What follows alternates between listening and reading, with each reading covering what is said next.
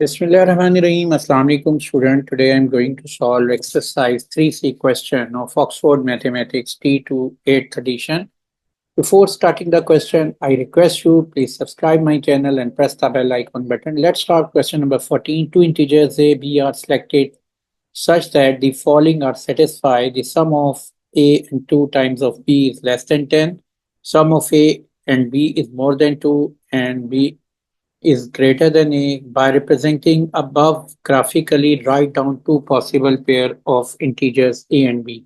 देखिए इस क्वेश्चन में हम सबसे पहले यहाँ पर इस स्टेटमेंट के अकॉर्डिंग इनइक्वालिटीज फॉर्म करेंगे। यहाँ पर लिखा हुआ है sum of A and 2 times of B. तो 2 टाइम्स ऑफ बी का मतलब होता है 2b, और ए और 2b का जो सम है वो है लेस देन 10। तो ये फर्स्ट इनइक्वालिटी फॉर्म हो गई। तो a plus 2b less than 10। और सेकंड है sum of a and b। तो sum of a and b is a plus b more than 2। तो मोर देन को हम ग्रेटर देन लिखते हैं और 2 हमने यहाँ पर एज इट इज लिख दिया। And b is greater than a, तो ये इसको हम लिख देंगे b is greater than a। अब वो कहते हैं कि इसको ग्राफ पे रिप्रेजेंट करें। देखें कोई भी इनइक्वालिटी को ग्राफ में जब हम रिप्रेजेंट करते हैं तो वो जो पिछले क्वेश्चन है उनमें एक्स और वाई की फॉर्म में इनइक्वालिटी दी हुई थी, यहाँ पर ए और बी की फॉर्म में दी हुई है।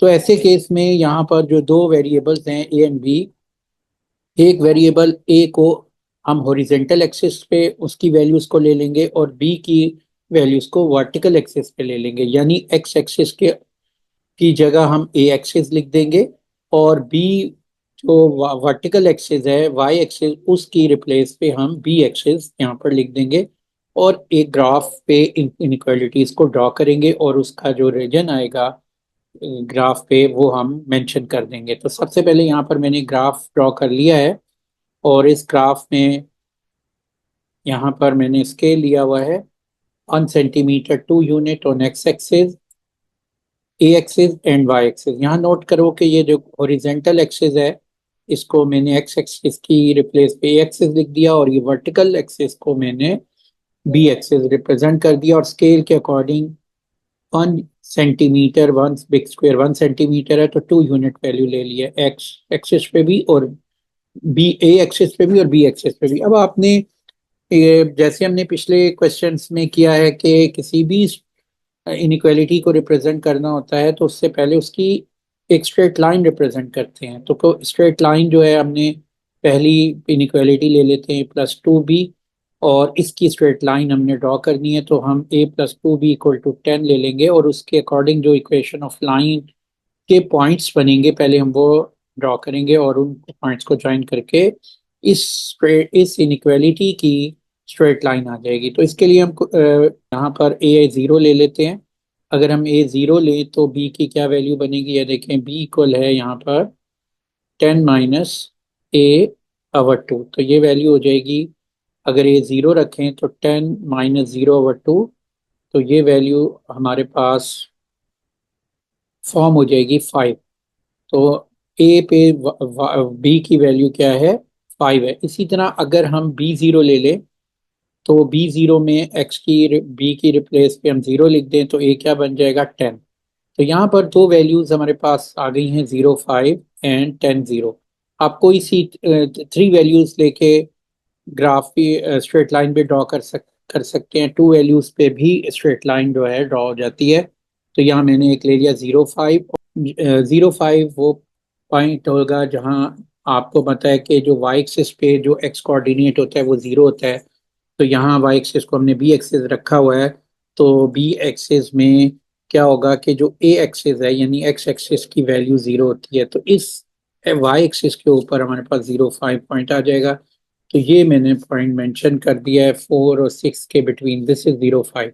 और 10 0 ये पोजीशन होगी क्योंकि एक्स एक्सिस के ऊपर या ए एक्सिस के ऊपर बी एक्सिस की वैल्यू ज़ीरो होगी। यहाँ पर ए कोऑर्डिनेट की वैल्यू दी हुई है और बी कोऑर्डिनेट जो उसकी वैल्यू ज़ीरो है तो वो किस पे आएगा, इस एक्सिस पे आएगा, हॉरिजॉन्टल एक्सिस पे आएगा।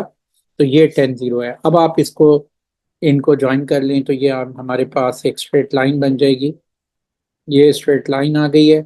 स्ट्रेट लाइन को एक्सटेंड कर लें दोनों साइड पे। तो ये हमने एक्सटेंड कर लिया। अब हमने इस स्ट्रेट लाइन के अकॉर्डिंग इनइक्वालिटी फॉर्म करनी है। इनइक्वालिटी कैसे बनेगी कि हमने रीजन बताना है। तो यहाँ पर आपने नोट करना है a+2b <10। आपने ये b जो है, जिसको पहले हम y लेते थे, इसका कोफिशिएंट देखना है। अगर ये पॉजिटिव है और इनइक्वालिटी क्या है, लेस देन है, तो आपने रीजन कौन सा लेंगे, डाउनवर्ड रीजन लेंगे। तो यहाँ पर डाउनवर्ड रीजन आ जाएगा। लेस देन में डाउनवर्ड, अपवर्ड में ग्रेटर देन। लेकिन ज़रूरी है कि जो वर्टिकल एक्सिस के वेरिएबल है वो वाई है। अगर वाई है तो वाई का कोफिशिएंट, अगर बी है तो बी का कोफिशिएंट क्या होना चाहिए, पॉजिटिव। तो ये डाउनवर्ड रीजन हमारा वांटेड रीजन होगा। हमने जो अनवांटेड रीजन है उसको शेड कर देना है। तो अनवांटेड रीजन यहाँ पर हमारे पास कौन सा बनेगा, वो अपवर्ड रीजन होगा। तो अपवर्ड रीजन को शेड कर देते हैं। तो ये मेरे पास नेक्स्ट हमने, अब इनइक्वालिटी है a+b <2। अब इस इनइक्वालिटी की हमने स्ट्रेट लाइन जो है वो ड्रॉ करनी है। तो इस a+b इनइक्वालिटी की स्ट्रेट लाइन में हम क्या करेंगे कि यहाँ पर हम लिख लेते हैं a+b <2। तो ये इनइक्वालिटी के लिए जो इक्वेशन ऑफ लाइन बनेगी वो होगी a+b = 2।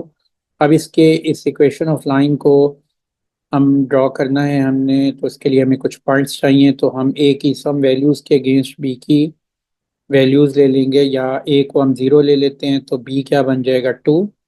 और अगर बी को ज़ीरो ले लेते हैं तो ए क्या फॉर्म हो जाएगा, 2। तो ये मैंने दो पॉइंट्स ले लिए हैं और इनको अब हम इस ग्राफ पे हम ड्रॉ कर देते हैं। इस ग्राफ में A0 8 0 2 पहला पॉइंट है। 0 2 कौन सा पॉइंट होगा, देखें जो 0 2 है वो वाई एक्सिस के ऊपर आएगा, क्योंकि जो फर्स्ट कोऑर्डिनेट है 0 2 में, जो फर्स्ट कोऑर्डिनेट है 0 है, यानी एक्स कोऑर्डिनेट 0 है। तो एक्स कोऑर्डिनेट अगर 0 हो तो वो वाई एक्सिस के ऊपर तमाम वैल्यूज आती हैं।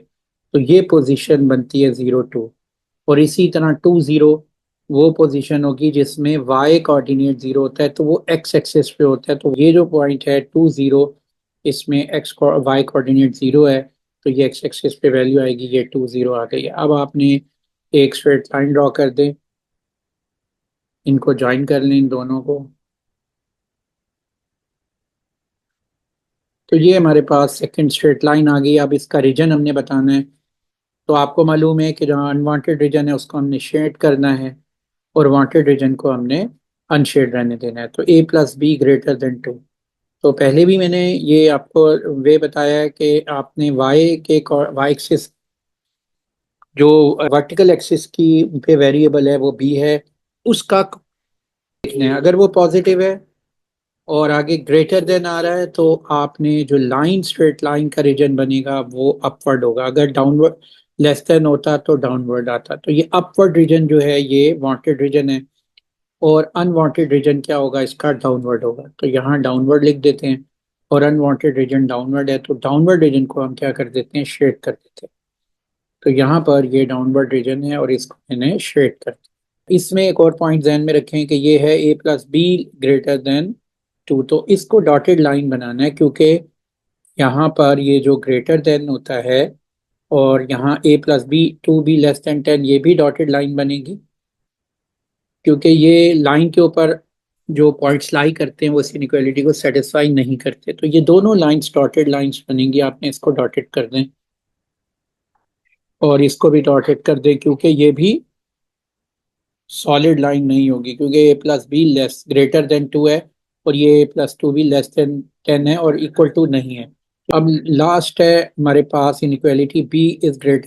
तो b a, इस इनइक्वालिटी को हमने फॉर्म कर दें। तो b a इनइक्वालिटी बनाने के लिए हमें b = a के अकॉर्डिंग स्ट्रेट लाइन बनानी होगी। इसमें हम a की सम वैल्यूज के अगेंस्ट b की वैल्यू ले लेंगे। अगर a 0 है तो b भी 0 होगा, क्योंकि दोनों वैल्यूज क्या आ रही हैं, इक्वल। अगर a 4 है तो b क्या आ जाएगा, 4। तो ये वैल्यूज हम जो है यहाँ पर मार्क कर देते हैं। तो ये देखें, पहला है a0 0, ये पॉइंट होता है जहाँ दोनों एक्सेस इंटरसेक्ट करते हैं। 4 4, ये देखें ये 4 है हमारे पास। एक्स कोऑर्डिनेट की वैल्यू यहाँ से आपने एक वर्टिकल लाइन ड्रॉ करनी होती है, और फोर वाई कोऑर्डिनेट की वैल्यू से हॉरिजॉन्टल लाइन ड्रॉ करनी है, जहां दोनों मीट करती हैं पॉइंट होता है। तो यहाँ पर इस पॉइंट को हम मार्क कर देते हैं 4 4। तो ये पॉइंट मैंने मार्क कर लिया 4 4। अब आपने इसी तरह 8 8 6 6 पे 6 6 होगा, 8 पे 8 8 होगा, क्योंकि y इक्वल टू एक्स है। तो अब आप ये जो स्ट्रेट लाइन है इसको आप यहाँ पे ड्रॉ कर लें।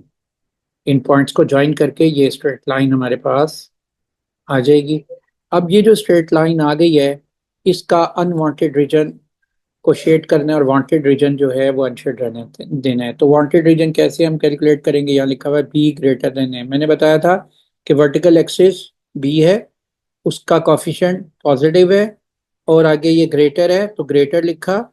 और ग्रेटर के केस में हमारे पास रीजन कौन सा आएगा, अपवर्ड, लाइन के अपवर्ड। तो लाइन के अपवर्ड रीजन बनेगा।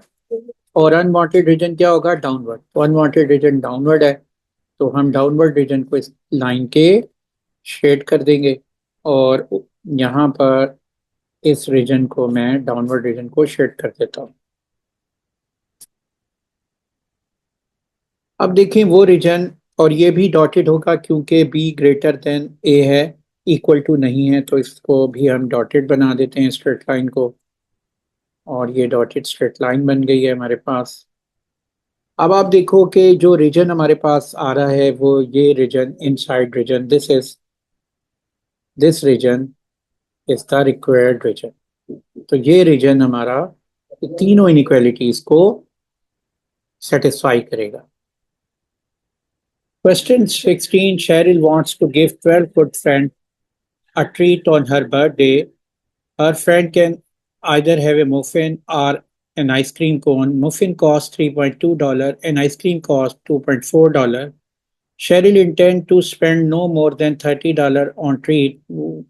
Will she be able to do so if more her friend want to have muffin than ice cream? Explain your answer with your working clearly. देखिए, इस question को solve करने के लिए हम क्या करेंगे कि दो इनइक्वालिटी फॉर्म करेंगे। एक इनइक्वालिटी बनेगी, टोटल कॉस्ट यहाँ पर दी हुई है, Sheryl spend no more than $30। तो एक होगी total cost, no more than का मीनिंग होता है लेस देन इक्वल टू 30। और दूसरी इसने दी हुई है कि more friend want to have muffin than ice cream. तो नंबर ऑफ फ्रेंड्स जो मुफिन यूज करते हैं, number of friends have muffin, ये वैल्यू ग्रेटर होगी the number of friend have ice cream. ये दो इनइक्वालिटी फॉर्म करेंगे। तो उसके लिए हम क्या करते हैं कि नंबर ऑफ फ्रेंड जो मुफिन यूज कर रहे हैं उसको हम एक्सपोज कर लेते हैं, लेट कर लेते हैं number of friend having muffin X. Then the number of friend have ice cream, total 12 है तो ऑब्वियसली 12 माइनस एक्स होगा। उसके बाद हमने टोटल कॉस्ट कैलकुलेट करनी है। तो टोटल कॉस्ट कैसे कैलकुलेट होगी, पहले हमारे पास एक जो आइसक्रीम उसकी कॉस्ट है मुफिन की, वो वन मुफिन की कॉस्ट दी हुई है $3.2। तो यहाँ हम लिख लेंगे $3.2। और जो उसकी एक्स मुफिन की कॉस्ट कितनी हो जाएगी, तो वन को एक्स से मल्टीप्लाई कर दें लेफ्ट पे भी और राइट पे भी, तो ये वैल्यू हो जाएगी हमारे पास $3.2 और इसी तरीके से आइसक्रीम की हम कॉस्ट कैलकुलेट कर लेते हैं। और वन आइसक्रीम की कॉस्ट कितनी दी हुई है, वो दी हुई है $2.4। तो यहाँ हम लिख लेते हैं $2.4। और यहाँ पर जो टोटल नंबर ऑफ फ्रेंड जो आइसक्रीम यूज कर है रखते हैं वो है 12 माइनस एक्स। तो हम यहाँ इसको मल्टीप्लाई कर देंगे, 2.4 मल्टीप्लाई 12 माइनस एक्स। तो ये वैल्यू हमारे पास आ जाएगी 28.80 माइनस 2.4 एक्स। ये कॉस्ट आ गई। अब टोटल कॉस्ट किस तरह कैलकुलेट होगी, इन दोनों को आप ऐड करेंगे तो हमारे पास टोटल कॉस्ट आ जाएगी। तो दोनों कॉस्ट को आप मुफिन की कॉस्ट जो है और आइसक्रीम की कॉस्ट का टोटल कर लें, तो ये कॉस्ट हमारे पास टोटल कॉस्ट कैलकुलेट हो जाएगी। तो इसको यहाँ पर मैं लिख लेता हूँ, 3.2x प्लस 28.80 माइनस 2.4x। तो एक्सप्रेशन में टोटल कॉस्ट की वैल्यू क्या आ जाएगी हमारे पास? तो पहली जो इनक्वालिटी की जो टोटल यहाँ पर जो टोटल कॉस्ट बनी है वो है 0.8x plus 28.80 less than equal to 30। ये फर्स्ट इनइक्वालिटी को पहले सॉल्व कर लेते हैं। तो 0.8x इक्वल टू क्या हो जाएगा? 30 माइनस 28.80। हम राइट से लेफ्ट से राइट पे ले गए टू 28.80 को, तो ये वैल्यू हो गई है 0.8x equal to 1.20। x divided by 1.20 और 0.8 दोनों के डेसिमल प्लेस सेम कर लिए। अब ये कैंसिल हो गया, ये वैल्यू आ गई 120 और 80। x is less than equal to, और 40 टाइम 2 होता है 80, 40 टाइम 3 120। तो ये वैल्यू आ जाएगी 3 1 1/2। x is less then 1 1/2। अब आपने नेक्स्ट इनइक्वालिटी दी हुई है, number of friend have muffin greater than number of friend have ice cream. तो जो आइसक्रीम यूज कर रहे हैं और जो मुफिन यूज कर रहे हैं, मुफिन कर रहे हैं x, आइसक्रीम यूज कर रहे हैं 12 माइनस एक्स। अब x ग्रेटर है 12 माइनस एक्स से, तो ये वैल्यू क्या हो जाएगी? x को हम यहाँ राइट से लेफ्ट पे ले आते हैं, ये हो जाएगा x plus x greater than 12। ये वैल्यू आ जाएगी 2x ग्रेटर देन 12। साइड पे 2 से डिवाइड करेंगे, 12/2, 2/2, तो x इज ग्रेटर देन 6। तो यहाँ पर हमारे पास ये दो इनइक्वालिटीज आ गई हैं। अब आप इसको नंबर लाइन से हम इसका सोल्यूशन कर देखते हैं क्या सोल्यूशन आता है। तो यहाँ हम नंबर लाइन बना लेते हैं। ये नंबर लाइन में देखें, ये पहली इनइक्वालिटी है x is less than equal to 1 1/2। तो 1 1/2 1 और 2 के बिटवीन होगी, ये वैल्यू होती है 1 1/2। तो यहाँ पे आप सर्कल लगाएंगे और लेस देन है तो ये डार्क भी कर देंगे क्योंकि इक्वल है, और लेस देन में कौन सी वैल्यूज आएंगी? लेफ्ट साइड पे। तो ये लेफ्ट साइड की वैल्यूज हमने ले लिया। अब x इज ग्रेटर देन 6, तो ये 6 है हमारे पास। इसको आपने सर्कल किया, और ये सॉलिड सर्कल नहीं करना, इसको एम्प्टी रहने देना है। और x ग्रेटर देन 6 है, तो ग्रेटर देन 6 के साइड पे वैल्यू आती है राइट साइड पे। तो आपने राइट साइड पे एरो मार्क कर दें। देखिए अब इसमें कोई ओवरलैपिंग रीजन नहीं है, तो जो ओवरलैपिंग रीजन नहीं है इसलिए इसको हम लिखेंगे नो सोल्यूशन, और इसके according Sheryl will not able to treat their friend.